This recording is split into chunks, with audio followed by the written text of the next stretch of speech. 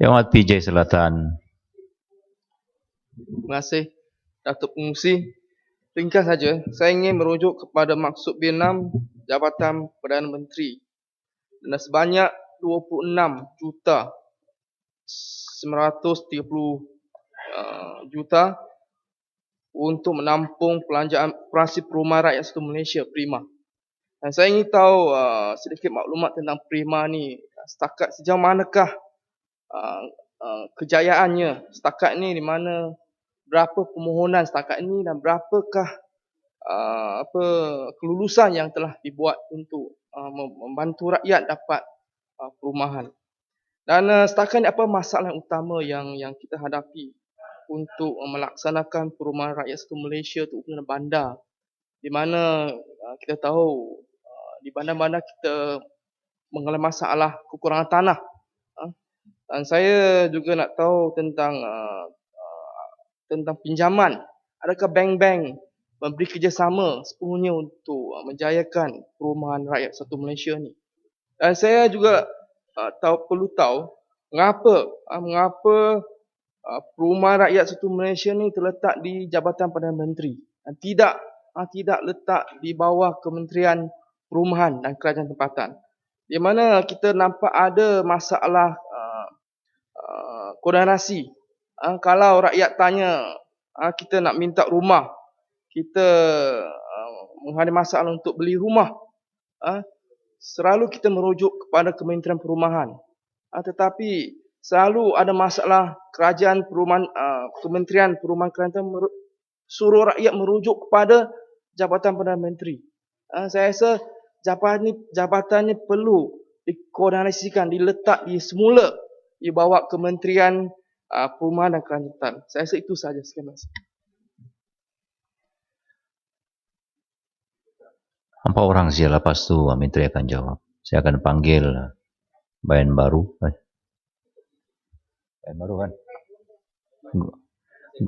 Gopeng, Bukit Gantang, Kota Melaka, selepas tu. Yang tu tak masuk dah tu, belakang lah. Okey. Dulu lah. Terima kasih kepada Datuk Pengurusi. Saya nak bangkitkan seperti mana ramai yang telah bangkitkan SPR putiran 0101%, kerana ada peruntukan 60 juta ringgit, khususnya 450,000 untuk emolument dan seterusnya untuk perkhidmatan dan bekalan. Saya dah bangkitkan beberapa perkara yang spesifik berkenaan dengan urusan SPR ni. Yang pertama berkenaan dengan urusan undi pos.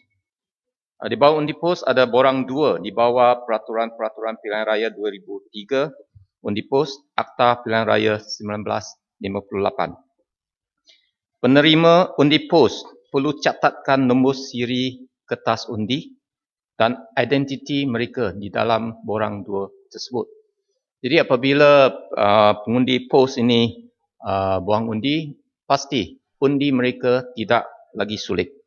Ini bermakna pengundi pos yang terdiri daripada kalangan kaki tangan kerajaan, khususnya pegawai polis, tentera dan petugas SPR telah kehilangan hak mereka untuk undi secara sulit. Saya harap Menteri boleh perbetulkan perkara ini.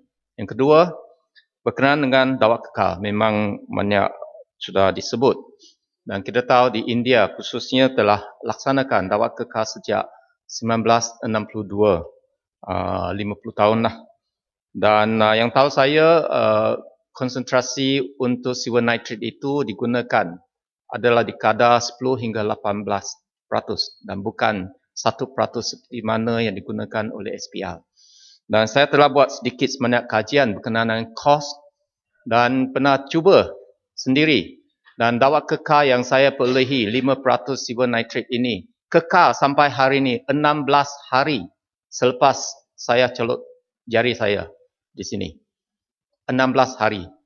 Dan kos yang saya bayar untuk 50 cc satu botol boleh digunakan oleh 500 pengundi. Kos itu lebih kurang RM13 Malaysia.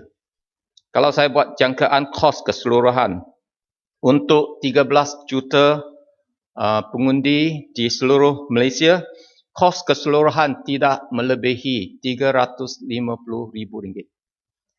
Di dalam satu jawapan yang saya dapati daripada Menteri berkenaan dengan kos untuk membeli dawat kekal, kos yang digunakan RM7.1 juta keseluruhan. Dan apabila saya tanya siapakah pembekal dia, jawapannya tak boleh dibekalkan atas keselamatan. Keselamatan siapa? Keselamatan pembekal ke, keselamatan SPR ke, keselamatan menteri yang berkenaan. Jadi saya mohon jawapan daripada menteri. Kopik. Digantang. Bukit Kate. Terima kasih Gopeng kerana berikan laluan. Saya nak tanya Gopeng, tadi dibangkitkan berkaitan dengan direct nego dalam bekalkan dawat kekal. Apakah Gopeng merasakan ada satu yang tidak kena dengan kaedah perbelanjaan? Hal yang berkaitan dengan direct nego dalam SPR ini apabila ditanya berulang kali, syarikat manakah yang dapat, tetapi nampaknya terdapat keengganan di pihak kerajaan khususnya yang menjaga SPR untuk memberitahu syarikat mana. Apakah ada kaedah-kaedah yang mungkin tidak diikuti selaras dengan kaedah yang dibekalkan oleh atau yang dikeluarkan oleh Kementerian Kewangan? Dan kalau betul kaedah lantikan ini menyalahi prosedur Kementerian Kewangan, apakah Gopeng setuju tindakan yang tegas perlu diambil terhadap SPR khususnya ahli-ahli dan juga urus dia yang tertinggi? Yang ketiga yang dibangkitkan oleh Gopeng tadi tentang kandungan, saya tertarik dengan kandungan silver nitrate. Kita akan berhadapan dengan pilihan kecil Kuala Besut. Setuju tidak kalau kaedah atau kalau tidak ada pembekal pun saya cadang, kalau setuju tidak Gopeng bekalkan sendiri dawat kekal dengan kandungan silver nitrate yang telah diuji oleh Gopeng kepada SPR untuk digunakan dalam pilihan kecil Kuala Besut. Terima kasih. Tajuk sama. Okey. Saya tertarik betul lah pasal harga murah ni. Memang tertarik. Tapi saya nak tanya Gopeng, kalaulah yang Gopeng masukkan itu, dia ambil kira kos pengangkutan, dia ambil kira kos keselamatan, kos-kos yang lain. Boleh saya jawab. Kos yang saya sebutkan tadi, including deliver to the house. Kalau tak setuju, kalau tak percaya boleh, biarlah saya uruskan untuk PRK Kuala Besut. Seterusnya berkenaan dengan SPR juga, saya pernah tanya soalan berkenaan dengan kriteria untuk melantik pegawai SPR semasa PRU ke-13. Dan jawapan yang saya terima, antara ada 6 kriteria, antaranya satu daripada 6 kriteria itu adalah mereka yang dilantik sebagai pegawai SPR tidak memegang jawatan atau bergiat secara aktif dalam mana-mana parti politik. Betul, memang itu sepatutnya menjadi kriteria. Tetapi saya nak bagi beberapa contoh yang spesifik yang saya kena pasti semasa PRU ke-13, khususnya di Parlimen Gopeng, Parlimen saya sendiri.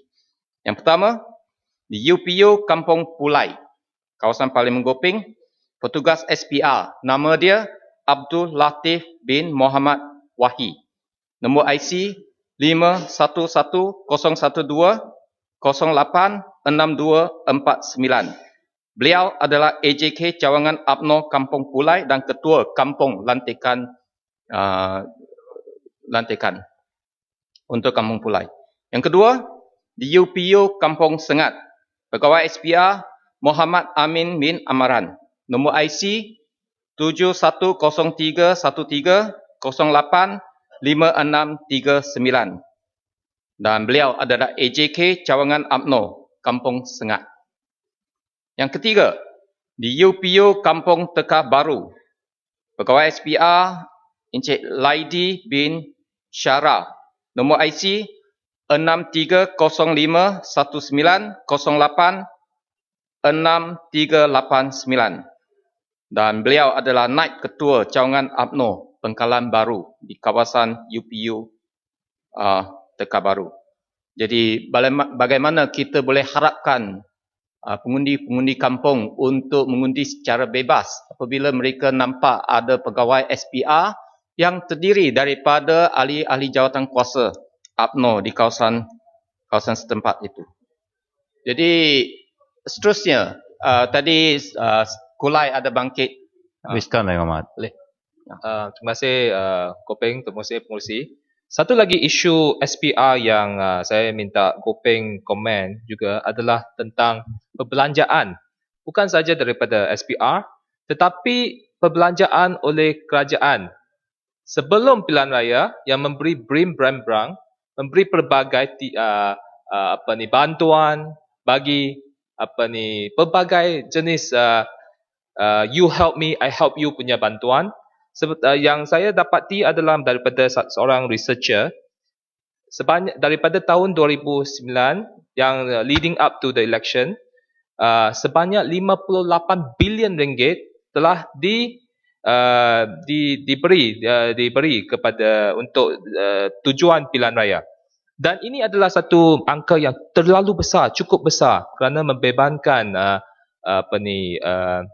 perbendaharaan negara, dan dia berbentuk you help me and I help you, dan ini kita boleh nampak dengan begitu terang sekali tahun Sibu di pilihan raya kecil Sibu, dan dia berunsur rasuah, dan SPR kenapa tidak ambil tindakan terhadap ni? Ringkaskan ya. Habiskan Yang Amat Gopeng. Saya habiskan ya. Last kali perkara ni. Saya tadi dengar daripada Gopeng, kalau boleh izinkan saya. Tak ada masa. Penting Gopeng. Tak ada masa. Daripada lumut Gopeng. Lumut.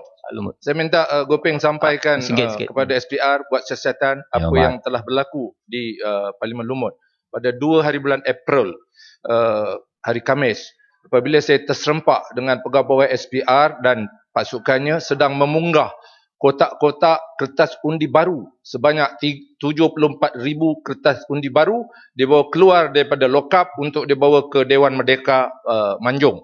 Ini merupakan satu langkah atau tindakan yang di luar program pengarah ataupun pengurus pilihan raya yang dilantik oleh SPR yang terdiri daripada yang dipertua Majlis Perbendaharaan Manjung sehingga ke bawah, peringkat bawah pun merupakan ahli-ahli ataupun pegawai daripada Majlis Perbendaharaan Manjung yang menguruskan kotak-kotak tersebut. Ini merupakan satu tindakan di luar program, dan saya telah mengarahkan supaya semua kotak-kotak tersebut dimasukkan ke dalam lokap balik. Kita nak dapatkan penjelasan daripada SPR mengapa tindakan itu dibuat, oleh kerana sepatutnya mengikut program. Kertas undi tersebut akan dikeluarkan daripada lokap pada 3 hari bulan pada hari Jumaat. Mereka ada 24 jam untuk melakukan sesuatu kepada kertas undi baru tersebut. Oleh itu saya minta tolong Gopeng untuk meminta penjelasan daripada SPR. Terima kasih. Ya, habiskan Gopeng. Gulung. So tadi Yang Berhormat Kulai ada bangkitkan soal pengurusan oleh KTM semasa hari pengundian. Memang banyak perkara yang luar biasa berlaku. Bukan setakat sinarai pacar yang tidak dibenarkan berkenaan dengan sama ada satu pacar ke dua pacar untuk dua calon, sama ada cop ke atas kertas undi pun ada setengah tempat pun tidak dilakukan dan sebagainya. Ini merupakan perkara-perkara yang tidak harusnya berlaku. Dan tidakkah SPR ada dua perkara? Yang pertama, SOP dengan izin Standard Operating Procedure untuk KTM mengikutinya, ataupun FAQ, Frequent Asked Question. Maksudnya apabila hadapi soalan, bagaimana ada jawapan yang standard supaya mereka tahu bagaimana nak atasi masalah tersebut. Dan sepatutnya ada SOP dan FAQ yang dipamil secara terbuka dan tidak diberikan KTM untuk buat keputusan sewenang-wenangnya. Jadi saya harap ini beberapa perkara yang Berhormat Menteri boleh tolong jelaskan. Sekian, terima kasih. Ya, saya akan ubah keputusan saya tadi untuk manggil semua kerana Yang Berhormat pun berucap lebih daripada 10 minit dan tidak berhenti. Saya ingin panggil Kota Melaka, lepas tu Menteri menjawab. Terima kasih. Datuk Pengurusi, saya harap saya dah janji tadi kata 4 orang. Saya bagilah 4 orang. Saya rasa boleh betul ansur Menteri pun boleh jawab besok. Boleh ambil masa jawab besok, sediakan jawapan yang lebih complete. Kita jangan buat dewan ni macam mahkamah rayuan. Dah. Takkan tak boleh merayu kepada Tok Pengerusi. Kalau saya tak boleh kepada Tok Pengerusi, kepada siapa lagi saya nak merayu? Kalau baik berlaku sini, Saudara Abang Muhammad diam. Yang lebih masalah tu diam. Dah. Saya dah janji kata Pak Wan besok boleh jawab. Nak kalut mana? Tak payahlah, Ahmad. Yang mau kata Melaka. Ini jawab besok tak apa. Terima kasih. Tak payah merayu lah. Seorang 5 minit dah boleh lah. Ya, terima kasih Datuk Pengerusi. Saya ringkas satu perkara saja, iaitu saya ingin merujuk kepada B4, Suruhanjaya Pilihan Raya. Kita sedang maklum selepas parlimen dibubar, maka akta atau elections offence ordinance akan berkuat kuasa, iaitu mengatasi akta-akta yang lain. Seringkali saya diberitahu oleh pihak berkuasa, jika parlimen sudah bubar, pilihan raya akan berlaku dan kita gunakan Election Act lah. Lepas tu saya ingin tanya tentang cagaran, iaitu deposit oleh seorang calon. Kita semua sedia maklum untuk parlimen RM10,000 dan RM10,000 dan untuk bahan kempen RM5,000 dan untuk don RM5,000 dan RM3,000. Ini semua orang pun tahu. Tetapi saya ingin tanya SPR, Yang Berhormat Menteri Negara, iaitu adakah PBT atau semua iaitu pentadbir berkuasa tempatan selaras dengan kebenaran dari SPR? Berapakah bayaran permit yang perlu calon bayar kepada local government, iaitu kerajaan tempatan atau setiap? Kerana saya difahamkan ini banyak berlainan di antara negeri-negeri dan atau di antara kerajaan tempatan. Seperti di Melaka, permit yang kita setiap calon kena bayar RM2,000.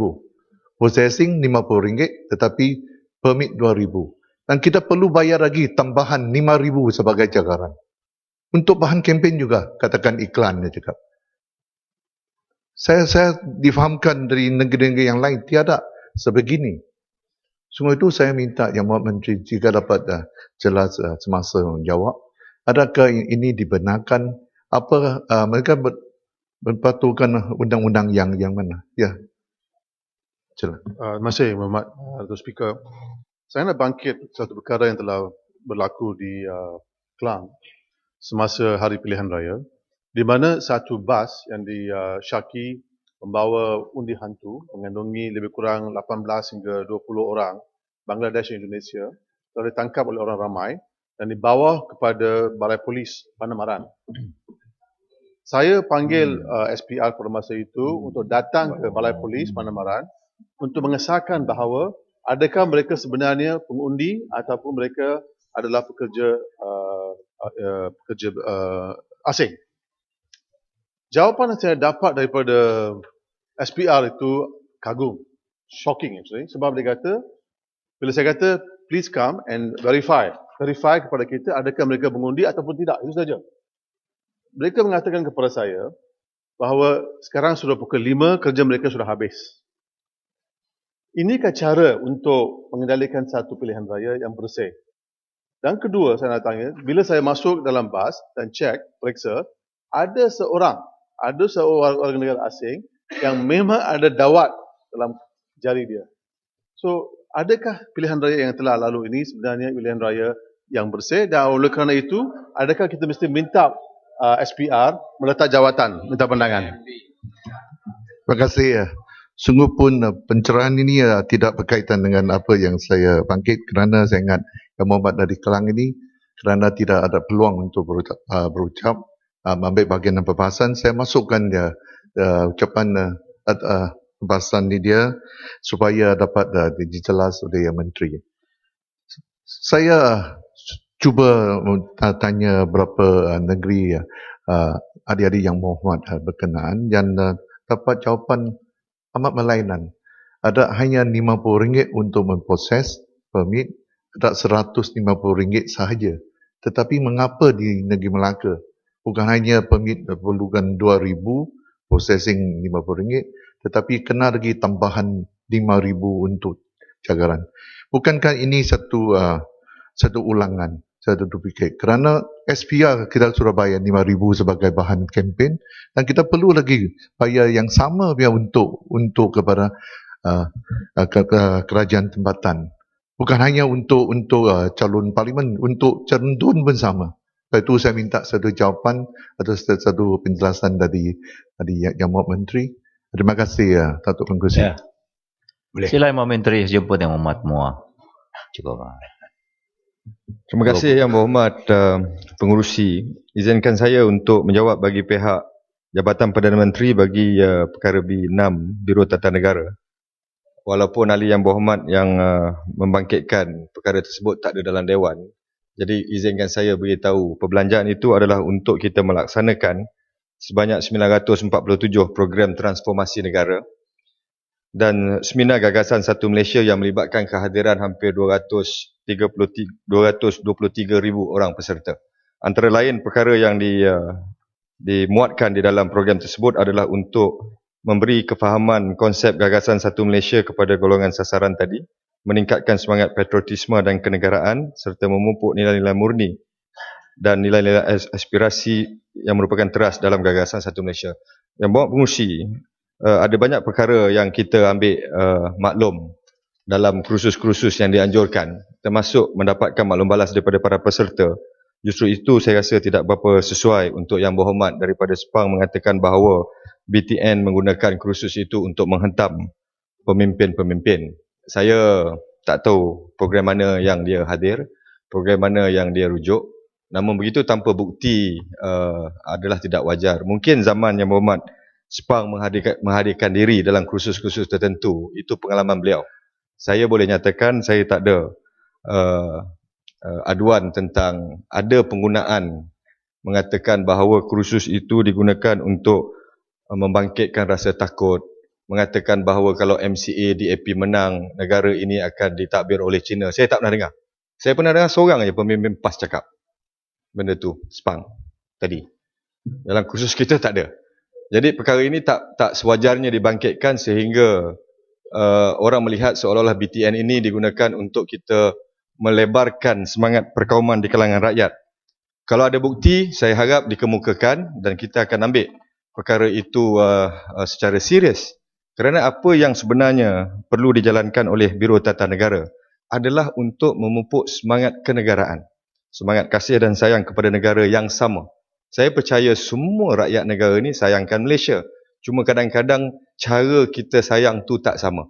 Malahan tadi saya baru tunjuk kepada Yang Berhormat Pontian, naik satu banner, kami sayang negara tapi benci kepada kerajaan.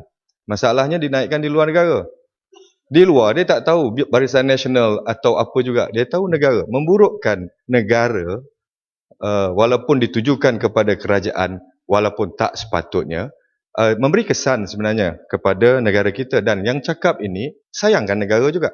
Sebab itu menutup terus Biro Tata Negara saya rasa tidaklah merupakan satu keputusan yang bijak. Kedua, disebut juga kita kawal kejap saya bagi.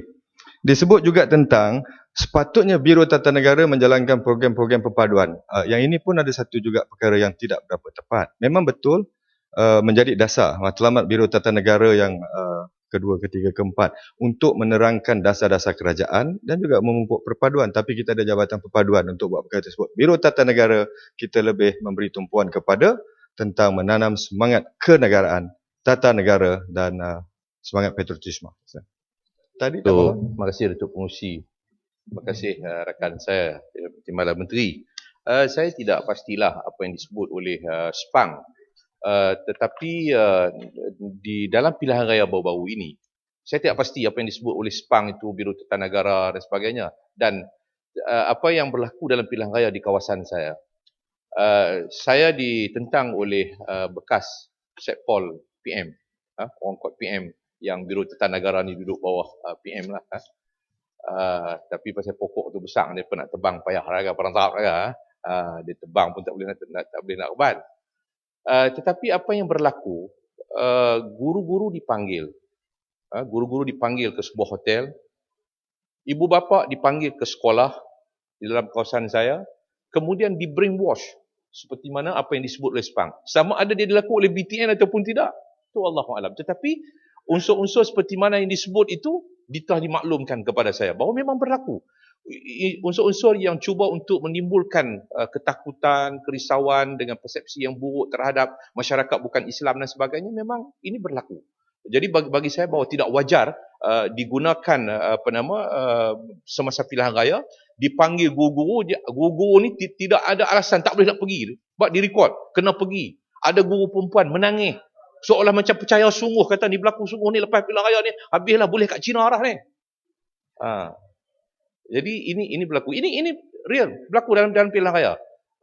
Saya boleh tahu grup itu sewa rumah di mana, di dalam kawasan Pokok Sena, satu floor hotel Holiday Villa ditempah oleh kumpulan calon daripada BN duduk di situ. Ini semua yang berlaku dalam pilihan dalam kawasan saya. Betul dulu. Saya jawab sama satu topik. Okey, terima kasih Yang Tua. Saya nak tanya begini, jika sekiranya benar ada bukti dan kami boleh bawa bukti dan kemukakan kepada pihak menteri, apakah langkah dan tindakan yang akan diambil terhadap BTN ini? Kerana saya percaya bukti itu ada, cuma mungkin dalam sidang pada hari ini kita tidak membawanya. Okay.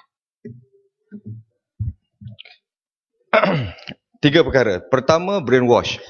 Secara peribadi memang kita tak patut buat brainwash kepada orang secara salah.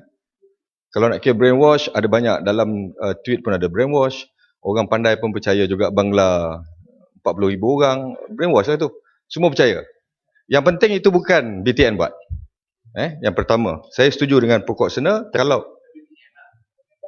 tak tahu, saya tak tahu siapa cakap pasal Bangla. Bukan BTN tapi BN.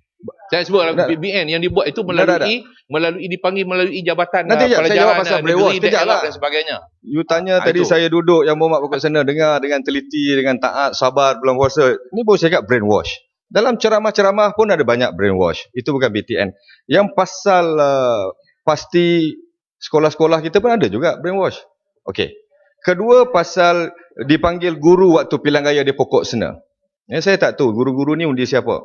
Kalau berlaku pun itu atas calon itu, bukan BTN. Saya bangkit tadi, saya beritahu pengurusi saya nak menggulung atau menjawab bagi pihak BTN, Biro Tata Negara. Maafkan saya, perkara itu semua tak ada dibuat oleh BTN. Kemudian masuk dekat Termeluh, dia tanya kalau ada bukti bagi. Sebenarnya bukti ni sebelum cakap patut bagi. Jangan kita bangkit bagi satu persepsi kepada yang mendengar seolah-olah BTN itu sebegitu rupa. Sebab itu saya jawab kepada Yang Berhormat SPANG. Yang Berhormat Termeluh bagus. Tak ada tanya bila boleh bagi. Bagi, kita ada undang-undang dalam negara.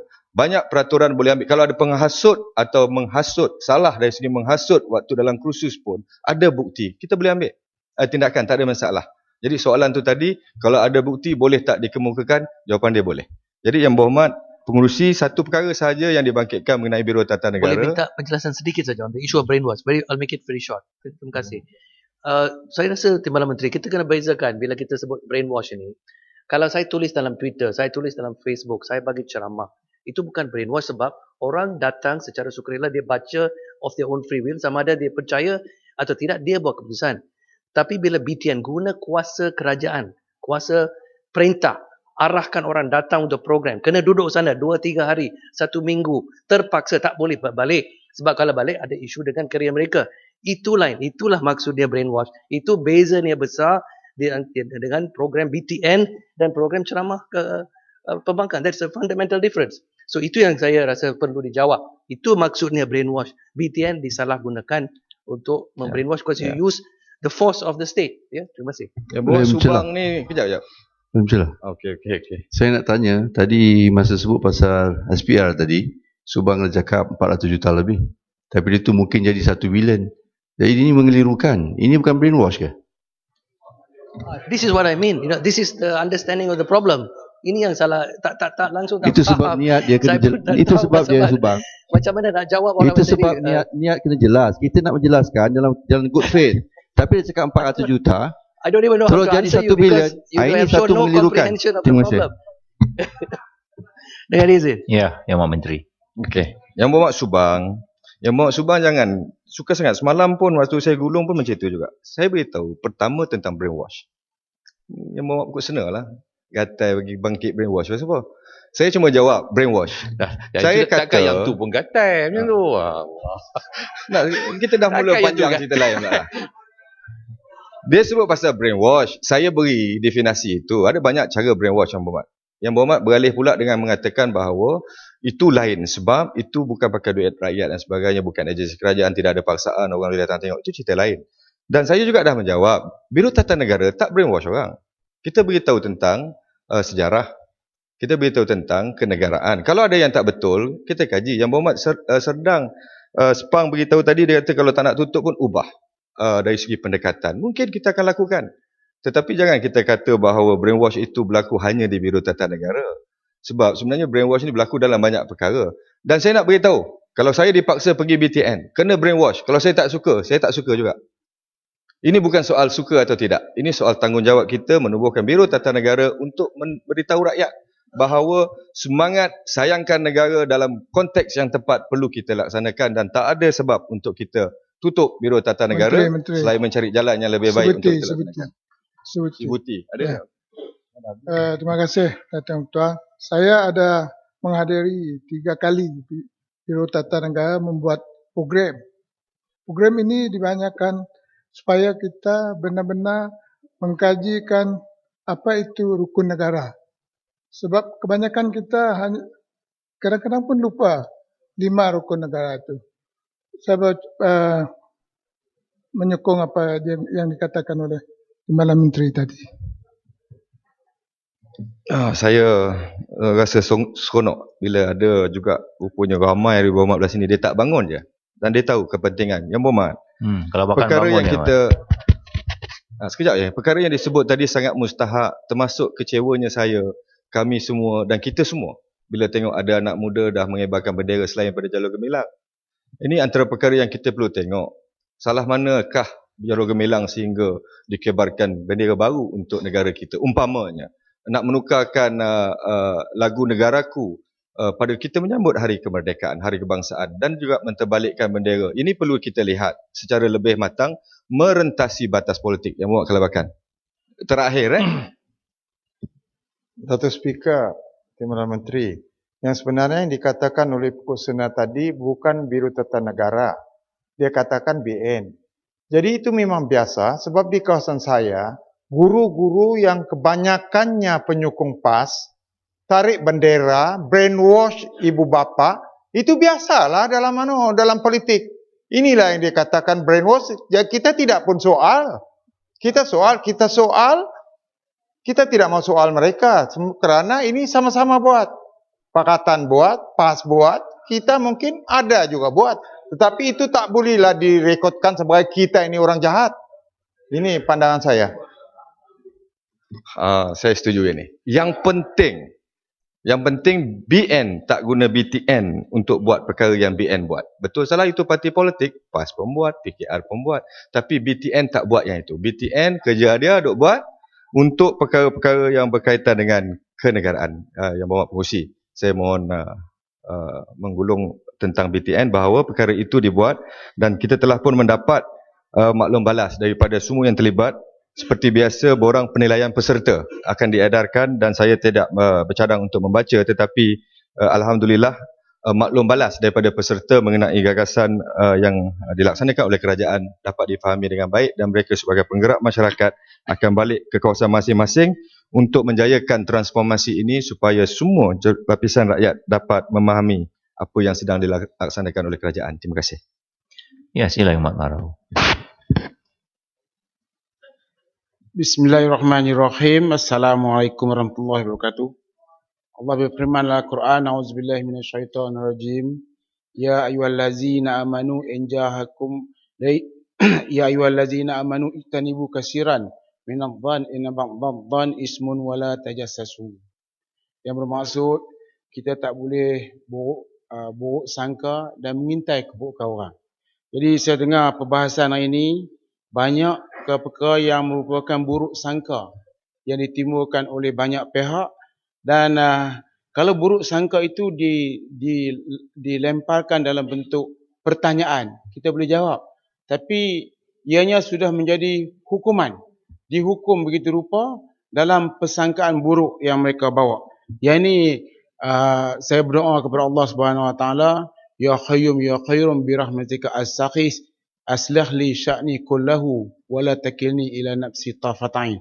Saya tujukan kepada ahli-ahli parlimen daripada PAS dan juga barisan bahawa kita nak buat apa pun kita jangan lupa bahawa kita tidak boleh lari daripada perkara pokok bahawa kita di bawah landasan yang ditentukan oleh Al-Quran dan hadis. Kita menerima, saya ucap terima kasih kepada semua ahli-ahli yang berhormat yang berucap pada hari ini, iaitu Kuala Krai, Lenggong, Batu, Tenom, Sepang, Air Hitam, Kulai, Bayan Baru, Subang dan Pokok Sena dan juga Kelang yang telah berucap berhubung dengan Jabatan Perdana Menteri. Yang pertama saya nak terangkan ni ialah berhubung dengan dakwat kekal. Saya tengok cara penghujahan yang dibuat berhubung dengan dakwat kekal ni, kita melupakan benda asas pilihan raya. Kita kena ingat, ayat ni kita nak bagi tahu bahawa sepanjang sepanjang sahabat kita daripada Pematang Pauh ni, 19 ini gombak dah balik ni, bergombak menjadi pegawai khas kepada Timbalan Perdana Menteri. Siswa sulit. Timbalan Perdana Menteri 1982, 1983. Lepas tu bertanding Ketua Pemuda UMNO 1982-86. Menteri Belia dan Sukan 83-85. Menteri Pertanian 85-86. Menteri Pendidikan 86-1990. Menteri Kewangan 1990-1998 dan juga Timbalan Perdana Menteri 1993-1998. Yang Muhammad Pematang Pauh melalui proses pilihan raya ni. Proses pilihan raya yang menggunakan kad pengenalan. Dan benda itu berjalan dengan tidak ada masalah. Sehinggalah kita di parlimen ini kita tubuh jawatankuasa untuk pembaikan pilihan raya. Jawatankuasa ini yang mencadangkan supaya diperkenalkan dakwat kekal. Jadi bila kita perkenalkan dakwat kekal, orang lupa bahawa yang penting itu ialah IC. Kalau ada dakwat kekal, kita pergi tunjuk ni dakwat kekal. Macam hari ni kalau saya pergi Terengganu, saya pergi tunjuk, saya tak boleh mengundi 25 bulan. Saya cadang kalau kita tunjuk kita tak boleh mengundi, kita kena ada kad pengenalan. Ini adalah perkara asas yang harus ada untuk pilihan raya. Jadi dakwat kekal bukan segala-galanya. Jadi cara pembangkang bahawa walaupun saya setuju PAS sebenarnya dah menyokong pilihan raya. Pokok Sena pula tak sokong pasal apa. Jadi PAS sendiri telah menyatakan bahawa mereka menerima dan redha dengan keputusan pilihan raya, malah marang walaupun dia tak mari, dia menyebut bahawa kenapa nak suruh orang berhenti nanti tak dapat pension. Ini kenyataan dia yang saya akan ulang berkali-kali. Boleh menjelaskan secara ringkas saja. Tapi saya tak habis jawab. Secara ringkas. Kita ya, saya faham, kita faham dan terima secara prinsip apa yang dikatakan oleh Yang Bermenteri, iaitu pilihan raya itu berdasarkan pada kad IC, kad pengenalan. Betul. Bergantung kepada daftar undi, daftar pemilih. Itu kita faham.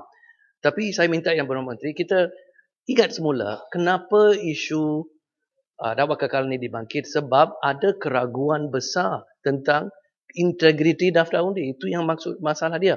Ini diterima oleh jawatankuasa pilihan juga di parlimen. Keraguan dalam daftar undi. Kita dah kemukakan bukti macam mana ada puluhan ribuan IC yang bertindih. Ada bertindih dalam senarai awal dengan senarai utama dan sebagainya. Ini sebab masalah orang boleh undi lebih daripada satu kali, isu dakwat kekal ditimbulkan dan disetujui. Itu asas dia. So, jangan tak payah kita balik pada isu IC. Ada keraguan tentang IC. Dan Royal Commission Suruhanjaya di Sabah sudah mengesahkan perkara ini lebih lagi melalui saksi. Itu kita kena faham. Ya. Jadi kita tak boleh lari daripada cerita ini balik pada isu IC sekali lagi. Tak boleh. Ya, saya minta penjelasan. Terima kasih. Terima kasih. Yang berhormat, Batu, saya ni orang baik tau, saya akan bagi seorang-seorang, no problem. Jadi kita bagi kita jawab. Kita jawab apa ni, Allah nak sebut nama dah pula, ni Subang. Saya selalu suka menyebut Siva Rasa tu, jadi saya sebut Subang. Jadi yang berhormat, ni saya dah jawab masa saya gulung tempoh hari, saya dah jawab dengan terperinci berhubung dengan isu 60,000 orang, berhubung dengan isu 40,000 orang lebih, kita dah jawab bahawa pengkalan data daripada pendaftaran negara menunjukkan bahawa tidak ada percanggahan berhubung dengan daftar pemilih yang dipertikaikan. Ini sudah jawab dengan detail dan boleh kita tengok handset tentang jawapan tersebut. Jadi sekali lagi saya sebut bahawa dalam peraturan pilihan raya tidak dibenarkan satu orang mengundi 2 kali. Itu confirm. Kalau yang berhormat ada satu pun saya beritahu, pertama kita kena buat petition, ya. Termasuklah tadi apa ni? Apa tu yang berhormat yang menyebut bahawa you help me, I help you tu. Kita tahu bahawa peraturan pilihan raya bahagian 3 Akta Kesalahan Pilihan Raya 1954 menyebutkan dengan terang bahawa perbuatan rasuah sebelum, semasa dan selepas sesuatu pilihan raya kita kena buat. Tapi sekarang ni kita kena buat dalam tempoh itu. Ni sekarang ni kita menceritakan sesuatu yang kita tak masuk, kita tak ikut peraturan bahawa dalam tempoh kita buat petition tu, kita buat petition.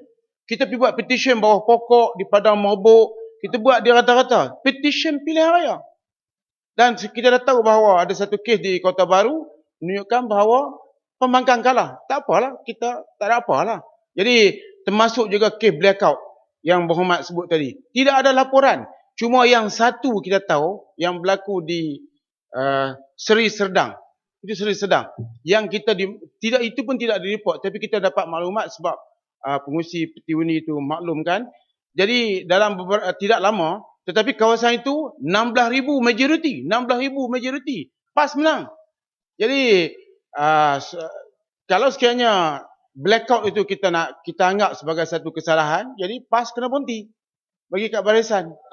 Menteri, jadi kita kena ingat bahawa sekejap. Bila kita sebut blackout, ini blackout seluruh negara hanya berdasarkan kepada fitnah yang berluasa. Yang Muhammad Temeloh, saya nak beritahu, yang Muhammad duduk belah sana. Kalau yang Muhammad belah sini, kita jual yang sama bercantik. Ini persepsi fitnah yang dibawa oleh kawan-kawan kita ni cukup berat. Malah yang Muhammad kata, kalau SPR tak tipu, saya masih ingat. Saya ingat kenyataan kawan-kawan ni. Kalau SPR tak tipu, mungkin kita menang banyak lagi. Kami duk rasa, kami patut menang banyak lagi. Sebab perkhidmatan yang terbaik, yang cemerlang yang pernah kita buat, ialah dalam PRU ni. Sebelum PRU tu, pemerintahan 5 tahun itulah pemerintahan yang cukup cemerlang. Dari segi Malaysia, yang mana kita lihat perubahan yang cukup luar biasa. Saya ahli parlimen yang di antara yang hak terlama patah balik buah motor kata, dulu kursi kami tak dapat macam ni. Kursi kami macam lain. Dia dah dewan lama. Sekarang kursi duduk seorang-seorang. Jadi ini menunjukkan bahawa perubahan-perubahan dari segi pembangunan bukan sahaja dari segi fizikal, tetapi dari segi yang lain kita nampak berjalan dengan begitu hebat.